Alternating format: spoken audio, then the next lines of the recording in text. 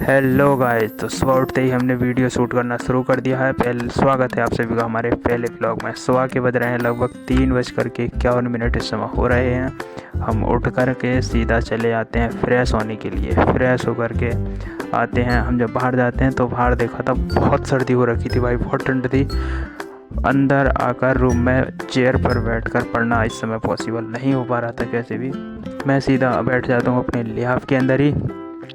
तो फ्रेश होने में 4 बज गए थे मुझे। फिर मैं स्टडी टेबल चेयर छोटी वाली रख करके बुक्स रख करके यहीं पर लिहाफ में दबक कर बैठ जाता हूँ। लगभग 2 से ढाई घंटे यहीं पर बैठकर स्टडी करने के बाद सुबह के बज जाते हैं 6:30। फिर मैं चला जाता हूँ ग्राउंड। अब हम आ गए थे ग्राउंड में आने के बाद हमने रनिंग स्टार्ट कर दी थी। 5 किलोमीटर रनिंग के बाद में हम सीधा वापस आ जाते हैं फिर से घर आकर नहा धो करके हमने सबसे पहले करी सरस्वती माँ की पूजा पाठ करने के बाद हमने नाश्ता पानी किया। नाश्ता पानी करने के बाद हम आ गए फिर से अब हम अपनी स्टडी टेबल पर। यहाँ बैठ करके हमने पहले नोट किया अपना पूरे दिन का आज का टारगेट के हिसाब से।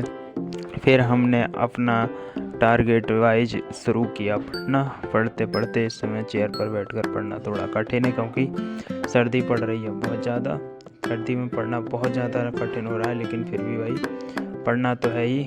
पढ़ते काफ़ी समय हो गया और एक सब्जेक्ट वाइज करके 4-5 घंटे में हमारा सारा जो हमारा टारगेट था वो हो चुका था कंप्लीट।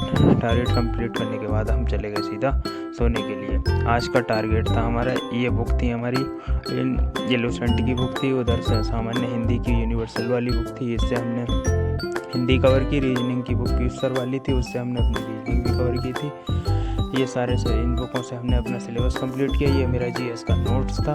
नोट्स से मैंने अपने जीएस को स्टैटिक को कवर किया और फिर उसके बाद में हुआ हमारा कंप्लीट।